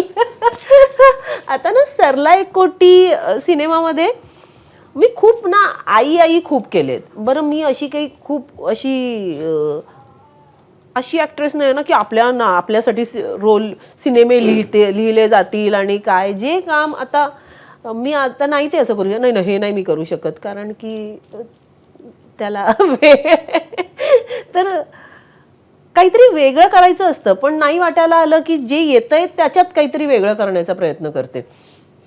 खूप आया केल्यात. मग ती आई वेगळी कशी दाखवता येईल. तर सरला 1 कोटीला मला असं झालं ना यार पुन्हा ती साडी, तोच आंबाडा गोल, काही काय काय वेगळं करता येईल. आमच्याकडे 1 मे होतो हाऊसिंग बोर्डमध्ये. तर माझी एक मैत्रीण आहे तर ती 1 मेला तो कार्यक्रम बघायला आली आणि मी तिच्याकडे बघितलं आणि मला असं झालं हे इंटरेस्टिंग आहे. तिचा आहे ना मधला दात आहे ना, म्हणजे दात आहे पण तो पूर्ण ना काळा आहे, तर असं वाटतं ती फट आहे. अच्छा. हा, म्हणजे ते बोलताना आहे ना ते असं सगळं दिसतं आणि मला झालं की यार हे इंटरेस्टिंग आहे. आणि मी तिला लगेच मला फोटो काढूया, तिला विचारायला झालं की अरे हे फोटो काढते. मी तिचा असा क्लोज फोटो काढला आणि आमच्या लुक डिझायनरला जाईल मला आहे असा माझा दात करून हवाय. आणि तो त्या फिल्मला मी तसाच गेलाय. तर थोडंसं थोडं काहीतरी आपलं कॅरेक्टर सजवावं लागतं तरच, नाहीतर मग अर्धे सिनेमे तर आईच केलेत. आता कुठे वेगळ्या भूमिका वाटायला येत आहेत. तर असं काय काय असतं. कोकणातल्या प्रश्नाकडे जायच्या आधी मगाशी तू तू कुठला म्हणतो मी असुर्ड्याची पिळून. ओ मगाशी तू बोलता बोलता असं म्हणालीस की आधीच्या पिक्चरमध्ये एका फाईटमध्ये 10 गुंड लोळवायचे हिरो, ते तुला आवडत नाही. आता तुला वास्तववादी भूमिका जास्त आवडतात. पण हे अमिताभला सांगायची संधी तुला झुंडमध्ये मिळाली होती, त्यांना सांगितलंस का? नाही हे नाही सांगितलं, पण आम्ही पण हा मला नाही, ना- पण काय गप्पा झाल्या त्यांच्या बरोबर? गप्पा ना- म्हणजे आता आमिर खानचा किस्सा सांगितला, होय, होय, अमिताभ बरोबर होय. काय? आधी तर खूप दिवस, काही दिवस तर असं होतं आम्हाला जवळपासच, म्हणजे त्यांच्या बाजूला असं एवढं सगळे ते सिक्युरिटी आणि हे ते, त्यामुळे खूप बोलता नाही आलं. पण मग एक दिवशी काय झालं, एक ते आम्ही रिंकू मी जो रोल केला होता आदिवासी पाड्यावर, आम्ही तिला भेटायला जातो. त्या पाड्यावर भेटायला जातो ना, तेव्हा तिच्या घराच्या बाहेर असा शॉट होता की ती तो हे असतं ना खाट, बाजलं, त्याच्यावर आम्हाला दोघांना बसायचं होतं. आणि ते कसं ना बसल्यावर खाली जातं ना पूर्ण, तर आम्हाला बसवलं आणि नंतर मग इथून तिथून आम्हाला टेकू दिले होते. आणि मग काय झालं होतं, तो सीन बराच वेळ चालू राहिला पण आम्हाला उठायला मिळत नव्हतं ना, त्यामुळे ते अडकले माझ्या बाजूला असताना. कारण की ते सगळंच मग हलणार ना. मग त्यावेळी मी खूप गप्पा मारून घेतल्या. मग त्या गप्पांमध्ये हेच होतं, आता तेव्हा काय होतं ना, मी आणि आई आम्ही दोघीच जास्त एकत्र असायचो ना, तर मला असं त्यांचं वय आणि मला असं झालं चायला आपल्या आईचं पण सेम वय आहे.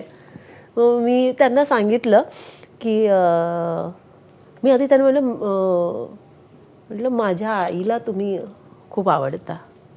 तर म्हटलं माझ्या आईला आहे ना डिमेंशिया झाला. मतलब मेरी माँ को डिमेंशिया हुआ है, वो मुझे भी ठीक से पहचानती नहीं है, लेकिन 3 गोष्टी तिच्या लक्षात आहेत. आणि खरं सांगते हा, तिच्या 3 गोष्टी लक्षात होत्या.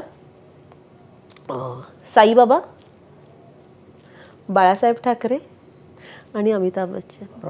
हां, ह्या गोष्टी आहे ना तिला असं लक्षात, असं अगदी असं नाही पण आवाज, हां म्हणजे साईबाबा असं ती कुठे पण दिसले तर असं पाया पडायचं. आणि बाळासाहेब ठाकरे दिसल्यावर पण ते ऑटोमॅटिकली तिचे हात जोडले जायचे. आणि हाय तो अमिताभ बच्चन असं व्हायचं. तर त्या गप्पा आमच्या झाल्या होत्या. पण आमच्या बसमधला जेव्हा सीन होता ना, तेव्हा पण आम्ही बसलो होतो. तर मी त्यांना म्हटलं होतं तुम्ही म्हणजे याच्या आधी कधी बसमध्ये बसलाय? मग ते सांगत होते अरे हा मी पण, त्यांनी पण नोकरी केली आहे ना आधी, तेव्हा ते बसने वगैरे फिरत होते. त्या माणसाबरोबर गप्पा काय, त्यांना फक्त बघणं म्हणजे पण खूप शिकण्यासारखं आहे. तर नागराजमुळे ते घडून आलं. छाया, ऑल वी इमॅजिन ॲज लाईकमध्ये जी समस्या पार्वतीला आहे ती आज अनेक मुंबईकर भोगतायत. म्हणजे रिडेव्हलपमेंटच्या नावाखाली त्यांची फसवणूक होते. पण त्या पार्वती जेव्हा ती कोकणात जाताना तिच्या घरात, तेव्हा तिला त्या पेटाऱ्यामध्ये एक पाण्याची बाटली गावतात. आपण पाण्याची म्हणूया. ती पाण्याची बाटली पण गावतात तिका आणि तिका तिचा विश्व पण मिळतात आहे. छाया जेव्हा गावात जाते तेव्हा तिका काय मिळतात? अरे अशा टायमाक विचारलंस ना, आता किती महिने जाऊक नाही गावला माका ना, तसं त्रास होऊक लागलो. मी आता पण तुम्हाला म्हटलं होतं अरे किती महिने झाले जाता येत नाही. गावी गेला ना यार की असं काय बोलू, खूप काळ गेले नाही ना मी गावी, तर मला घुसमटायला होतं रे इथे. मग गावी गेल्यावर मला असं ना आमच्या गावच्या सगळ्या बायका आमच्या छोट्या छोट्या पार्ट्या असतात. छोट्या छोट्या पार्ट्या म्हणजे ना, इथे एक कॉफी प्यायला गेलो की 300-350 रुपये खर्च करतात यार लोक. आणि आम्ही गावी मस्त शेतात वडापावची पार्टी होते आणि काय आनंद असतो त्यात. माझं मस्त कौलारू घर आहे. आता याच्यात पण आहे ना गोष्टी, मी खरंच सरंबळचे कदम आम्ही आता असं होतं, अरे नाही तू सरंबळची आहे, ते होतं ना थोडंसं. आम्ही सरंबळचे कदम, पण आम्ही घर बांधलंय आजवळी धामापूरला, त्यामुळे मी धामापूरलाच असते. सरंबळला फक्त देवीसाठी वगैरे जातो. सो धामापूर जर तुम्ही सर्च केलं तर धामापूरचा तलाव खूप फेमस आहे. हां, तर त्या तलावापासून अगदी वॉकेबल डिस्टन्स 5 मिनिटावर माझं घर आहे. छान कौलारू घर आहे. अंगण सारवलेलं आहे, घरासमोर मस्त झाडं आहेत. म्हणजे असं सकाळी उठले ना की माझ्या खिडकीतून असा पक्ष्यांचा आवाज येत असतो, कुठेतरी गाईचा हंबरण्याचा आवाज येत असतो, आणि वहिनीवर चुलीवरचं जेवण मस्तपैकी गरम गरम. आणि सगळं म्हणजे असं वाटतं ना की आपण उगाचच इथे एवढं कशाच्या मागे धावतोय कळत नाही, पण आपण फक्तच धावतोय. तिथे गेल्यावर ह्या सगळ्या गोष्टी आपल्या आजूबाजूला येतच नाही. तर म्हणजे असं खूप दिवस नाही गेले की मला त्रास व्हायला लागतो. आता हे जे काही चालू आहे त्याच्यामुळे जाता येत नाही. आता रंगपंचमीला जाणार होते तेव्हाही जाता नाही आलं, आणि बायका मला आमच्या व्हिडिओ पाठवतायत, तिथे नाचतायत बिचतायत त्या. एका चित्रपटामध्ये सहनिर्माती म्हणून तू समोर आलीस. यापुढे चित्रपट निर्मितीचा विचार आहे का, किंवा नाटकांची निर्मिती वगैरे? एका चित्रपटासाठी आले तो पण आधी असं काही विचार करून केलं नव्हतं खरं तर. हां, पण माहिती नाही, पुढे असं वाटलंच कधी तर करेन, आवडेल. मराठी इंडस्ट्री सध्या ज्या अवस्थेत आहे त्यात बदल करायचे झाले 3 किंवा 2 किंवा 1 कितीही, तर ते काय असायला पाहिजेत? बापरे, एवढा कठीण प्रश्न.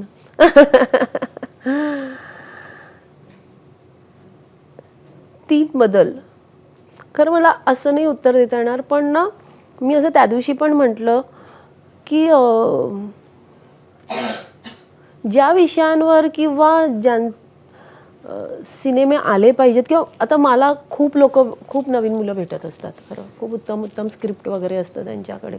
मला हा फंडाच कळत नाही आहे गं, की मला असं खूप वाटतं की अरे हा सिनेमा आहे ना, ह्या मुलाचा जेव्हा सिनेमा येईल हा मुलगा कुठे पोहोचेल, किंवा हा सिनेमा कायच्या काय चालेल. पण ना उत्तम गोष्टी कुठे हरवून जातात कळत नाही. वर्षानुवर्ष त्यांचं काहीच घडत नाही अगं.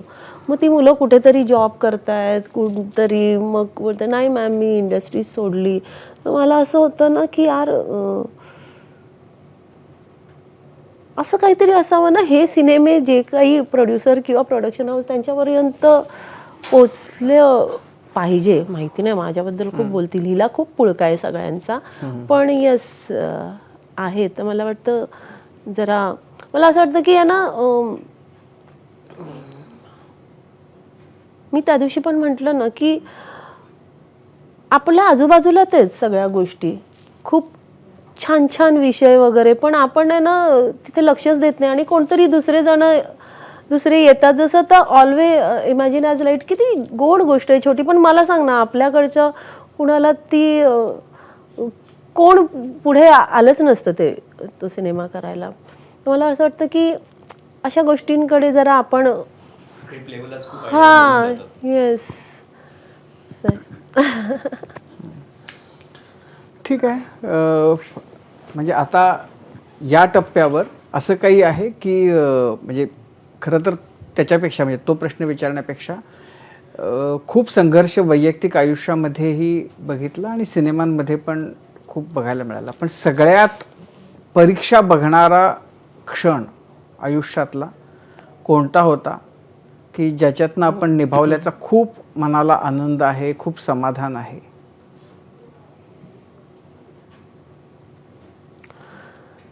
खरं तर हाच म्हणजे प्रत्येक प्रसंग आपण नाही सांगू शकत, पण जेव्हा भाऊ आणि माझे वडील गेले होते, मी म्हटलं ना मी कंप्लीट गेले होते आणि घरात सगळ्यात लहान, त्याच्यामुळे आणि मला वाटतं आपण कुठल्याही पोस्टला काम करत असलो तरी आपण घरी गेल्यावर सगळे प्रॉब्लेम सेमच असतात आणि आपल्याला त्याची उत्तरच नाही सापडत. तर माझ्यासाठी तो काळ खूपच कठीण होता की कधी कधी असं वाटून जायचं की आयुष्य संपवून टाकलं पाहिजे, इतपत गोष्टी डोक्यात येऊन गेल्या पण का होत्या. म्हणजे असं वाटण्यासारखं काय? कारण ना मी ना आत्ताच्या मुली कशा ना खूप हुशार आहेत, आपला विचार करतात. म्हणजे आता मी बघते ना, आता काल मला एक मुलगी भेटली होती, उत्तम स्क्रिप्ट ऐकवलं आणि तिचं पुढे काय काय गोष्टी ठरवल्यानंतर मी तिला विचारलं तुझं वय किती आहे, तर ती 21 वर्षाची होती. आता मी 27-28व्या वर्षी मी घराच्या बाहेर पडले. म्हणजे सगळ्या गोष्टी दुसऱ्यांवर अवलंबून होत्या, म्हणजे सगळंच. आणि अचानकच की भाऊच जातोय, बाबाच जात आहेत आणि असं आता काय म्हणजे नाही, पण असं की आयुष्य संपवावं असं वाटण्यासारखं काय? हा म्हणजे हे आता तुम्हाला मी आताची छाया कदम इथे बसली आहे ना, त्यावेळेची मेंटॅलिटी आणि सगळंच वेगळं होतं. की असं वाटायचं की नाही, त्या जबाबदाऱ्या पण नको आहे किंवा काय माहीत नाही काय, पण मी सगळ्याला कंटाळले होते. पुढचा रस्ताच नव्हता काही सापडत. तर असं वाटून जायचं, असं होतं ना. तेव्हा कळायचं काही सोपं नाही आहे सगळं. नाही, मग आज म्हणजे आई आणि वडील दोघांच्या बद्दल झालं तर वडिलांच्याकडून काय मिळालं असं वाटतं, आणि आईशी जी खूप जवळीक आहे तर आईनं काय दिलं आपल्या व्यक्तिमत्वामध्ये? आईचे कोणते गुण आणि वडिलांचे कोणते गुण? मला वाटतं ना, आईने तिचं आई पण मला देऊन गेली. कारण नंतर शेवटच्या ह्याच्यात ना काळात ती बाळ झाली होती आणि मी तिची आई झाले होते आणि मी ते खूप एन्जॉय केलं. तर ती तिचं आई पण देऊन गेली मला. आणि माझी आई ना अशी, मी तिला लहानपणापासून जे बघितलंय ना, ती फक्त करत गेली, सगळ्यांसाठी करत गेली. तिचं स्वतःचं असं काहीच नव्हतं की आपली ही स्वप्न आहेत आणि ते काही नाही. ती दुसऱ्याच्या ह्याच्यात खुश. तर मला असं ती तिचं आई पण देऊन गेली. आणि बाबा पण आमचे कमाल होते. म्हणजे गिरणी कामगार असून सुद्धा त्यांनी आहे ना, म्हणजे एक काळ असा होता की गावाहून कुणीही जर मुंबईत आलं ना, तर कुठे राहायचंय, तर कदमांच्या घरी. तर एक त्यांच्याकडून पण ना, आई आमची साधी भोळी होती ना. आमचे बाबा आहेत ना तसे जशास तसे असे होते की हां, म्हणजे ते करायचेही तेवढेच लोकांसाठी, पण नाही पटलं तर मग ते पिच्छा सोडायचे नाही. तर असं त्या दोन्ही गोष्टी अशा माझ्यामध्ये की ते काय म्हणजे शिवसेना वगैरे असे काही ऍक्टिव्ह होते? खरं ना, माझे बाबा आहे ना त्यावेळी भाईगिरी सनमेन गल्ली म्हणून एरिया आहे ना, तर तिथे त्यांना असं भाई म्हणून ओळखायचे, पण चांगलेवाले भाई. हां, असं आम्ही आधी त्या साईडला जायचो ना, तर खूप लोक किस्से सांगायचे की नवीन कोणी आला ना पोलीस, तर त्याला तो सांगायचे की बाबा ह्याच्या नादाला लागू नका असं. तर ते होते जरा तेव्हाचे असे बाब्या वगैरे असे काही नावं होती ना. हा, हे सगळे ना बाबांच्या ओळखीचे होते. म्हणजे हे आईकडून, आई सांगायची ना की कधीच नसायचे घरी, आई यायचे तर पाठवून यायचे कुठून तरी असे. तर हा असं जरा. पण मग घरामध्ये धाक कोणाचा होता? घाबरायचं बाबांना? हो, मारबीर मिळायचा? मार म्हणजे आमची हाऊसिंग बोर्डमध्ये आमची कॉमन गॅलरी होती ना. म्हणजे मला आता कळत नाही, आता शाळेत पण सांगतात ना की ओरडायचं नाही, हे नाही. आमच्याकडे ना महिन्याला असं 4-5 झाडू लागायच्या. कारण की मारायचंय तर झाडू, असं काही थोडं नाहीच. आणि माझ्या बाबा तर ना आधी विडी वगैरे प्यायचे ना, तर विडी पितायत आणि मध्येच काय राग आला ते असं चटका लावायचे आणि त्यांना काहीच वाटायचं नाही. म्हणलं बाबा नो, ह्या बघा, हा मग जीव जाता तुझं. तर असं त्यांचं प्रेम होतं. म्हणजे आमच्या इथे झाडू लागायच्या. मग मला आठवतंय की ना, आपण आधी इथे हाऊसिंग बोर्डमध्ये असं पडदे लावले जातात ना दरवाजाला. हां, तर ते मारामारी झाली की मग तिकडून असं त्या पडद्याच्या इथून गेलो ना की तिथूनच लाथा हाणल्या जायच्या. किंवा मग इथून वाचण्यासाठी आपण बाथरूममध्ये जाऊन लपायचो ना, तर त्या बाथरूमच्या दारावर मार खूप खाल्लाय, खूपच. आणि शाळेमध्ये कसं होतं एकूण? शाळेमध्ये मी कबड्डीसाठीच, बाकी अभ्यासात धन्यवाद होते. आता कुठले दिवस परत यावेसे वाटतात, म्हणजे बदलायचं जर असेल तर कोणत्या काळामध्ये, कोणत्या दिवसांमध्ये जाऊन ते बदलावेसे वाटतात?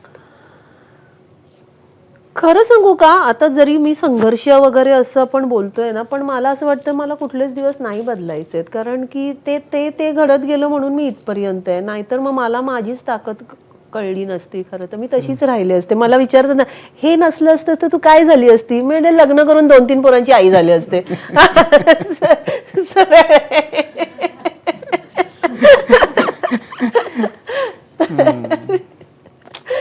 ठीक आहे. छायाताई, या सगळ्या गप्पांमध्ये एक गोष्ट जाणवली की तुझ्यामध्ये जो रॉनेस आहे, तुझ्यामध्ये जो इनोसन्स आहे, सच्चेपणा आहे, ती तुझा खरा USP आहे. सेल्फ मेड स्त्री ही कायम सुंदर दिसते आणि तू त्याचं उत्तम उदाहरण आहेस.